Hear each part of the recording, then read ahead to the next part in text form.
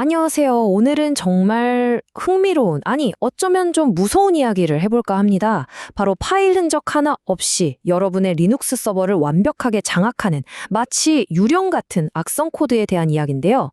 보안 시스템을 어떻게 완벽하게 속이는지 그 지능적인 위협의 비밀을 지금부터 함께 파헤쳐 보겠습니다. 이런 상상 혹시 해보셨나요? 만약 해커가 여러분의 서버 안에 떡하니 살고 있는데 어떤 흔적도 남기지 않는다면 어떨까요? 그야말로 유령처럼 말이죠.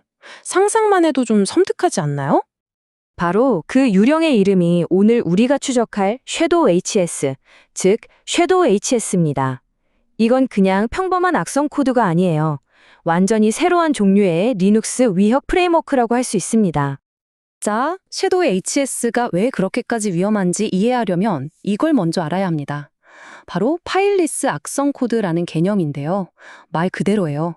하드디스크에 파일을 남기지 않고 오직 컴퓨터의 메모리, 그러니까 램 안에서만 살아 움직이는 거죠. 탐지를 피하기 위한 정말 영리한 전략입니다. 섀도우 HS는 우리가 흔히 생각하는 알아서 퍼지는 그런 자동화된 바이러스랑은 근본적으로 다릅니다. 이건 공격자가 시스템을 장악한 뒤에 오랫동안 직접 들여다보면서 제어하기 위한 일종의 공격용 도구 세트예요. 그러니까 이건 기계가 아니라 컴퓨터 너머에 진짜 사람이 앉아서 조종하고 있다는 거죠. 이게 정말 무서운 포인트입니다. 자, 그럼 이 섀도우 HS는 대체 어떻게 이런 유령 같은 짓을 할 수 있는 걸까요? 그 비밀의 열쇠, 바로 파일리스 로더의 작동 방식을 한번 자세히 들여다보겠습니다. 모든 건 여기서 시작됩니다. 딱 3줄짜리 쉘 스크립트. 엄청나게 난독화되어 있어서 겉보기엔 이게 뭐지? 싶죠. 하지만 이 단순해 보이는 코드 안에 어마어마한 작전이 숨어 있습니다. 이 로더가 하는 일이 진짜 기가 막힙니다. 여러 단계를 거치는데 절대 하드디스크에는 흔적을 남기지 않아요. 보세요. 먼저 오픈SSL로 암호화된 걸 풀고 펄로 살짝 변환한 다음에 GIPU로 압축을 해제해요. 그리고 가장 중요한 마지막 단계. 이렇게 만들어진 코드를 메모리에서 바로 실행해버리는 겁니다.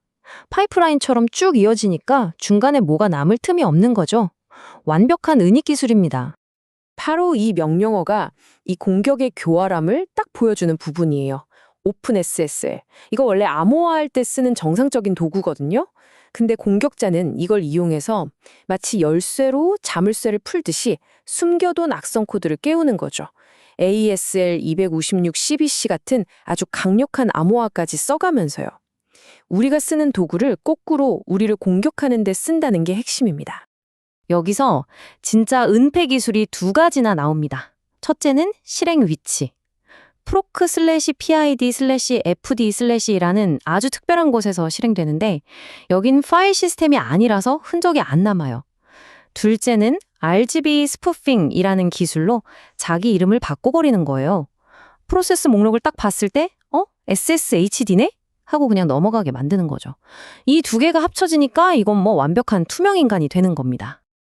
자, 이렇게 시스템 안으로 완벽하게 스며들었어요. 그럼 이제 뭘 할 수 있을까요? 지금부터 공격자의 무기고를 한번 열어보겠습니다. 정말 어마어마해요. 이게 바로 핵심적인 차이점입니다. 보통 악성 코드는 어때요? 그냥 자동이고 시끄럽고 막 퍼져나가잖아요. 근데 섀도우 HS는 완전 반대예요. 조용하고 은밀하게 운영자가 하나하나 직접 조종하는 뭐랄까 암살자 같은 거죠. 이 안에 들어있는 도구들이 진짜 만능입니다.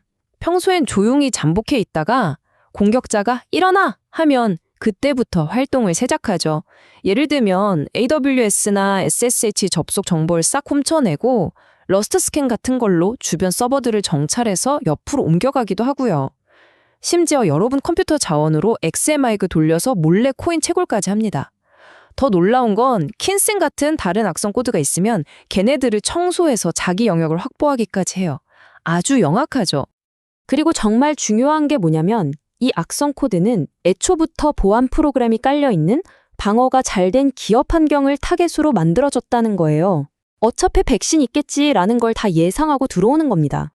그래서 활동을 시작하기 전에 마치 정찰병처럼 시스템을 샅샅이 뒤져요. 어디 보자. 여기는 크라우드 스트라이크가 있네?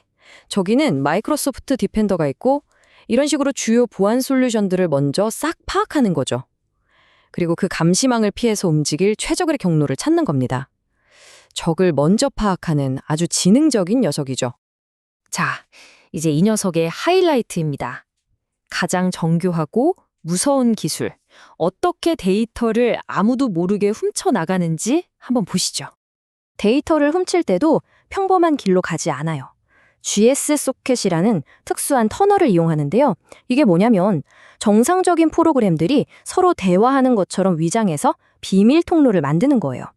방화벽이나 감시 시스템 입장에서는 그냥 정상 통신처럼 보이니까 아무도 눈치채지 못하는 거죠. 완전 스텔스 기술입니다. 그리고 바로 이 명령어가 그 범행의 결정적인 증거입니다. RSync라는 툴, 이거 원래 서버끼리 파일 동기화할 때 쓰는 아주 평범하고 합법적인 도구거든요. 근데 공격자는 여기에 GSDBS라는 옵션을 살짝 붙여서 데이터가 나가는 길을 아까 말한 그 비밀 터널로 바꿔치기 해버리는 겁니다. 정상적인 도구를 납치해서 범죄에 이용하는 거죠. 정말 교묘하지 않나요? 자, 그럼 이렇게 고이지도 않는 유령을 대체 어떻게 잡아야 할까요? 이제부터는 방어 전략, 이 유령을 사냥하는 법에 대해 알아보겠습니다. 이건 확실히 해둬야 합니다. 우리가 기존에 쓰던 방식, 그러니까 파일이 있나 없나, 시그니처가 맞나 안 맞나 보는 방식으로는 얘를 절대 못 잡아요. 새로운 접근법이 필요하고 이건 지금 여러분의 보안 체계를 다시 한번 돌아봐야 한다는 뜻이기도 합니다. 해결책은 바로 행위 기반 탐지입니다. 파일이 아니라 이상한 행동을 잡아내는 거죠.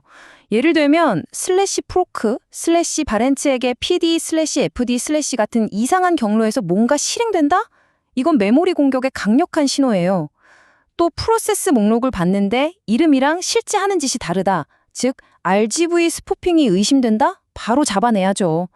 펄 스크립트가 갑자기 오픈 SSL로 암호를 푼다거나 RSync가 이상한 방식으로 통신한다?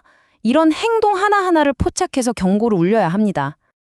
자, 오늘 이야기의 핵심을 짚는 마지막 질문입니다. 지금 여러분의 보안 시스템은 파일을 찾고 있을 겁니다. 그렇다면 그 시스템이 놓치고 있는 건 과연 무엇일까요? 오늘 이야기는 여기까지입니다. 이런 보이지 않는 위협에 대한 깊이 있는 분석, 앞으로도 계속 보고 싶으시다면 구독과 좋아요 꼭 부탁드립니다. 여러분의 클릭 하나하나가 더 안전한 인터넷 세상을 만드는 데 정말 큰 힘이 되거든요. 감사합니다.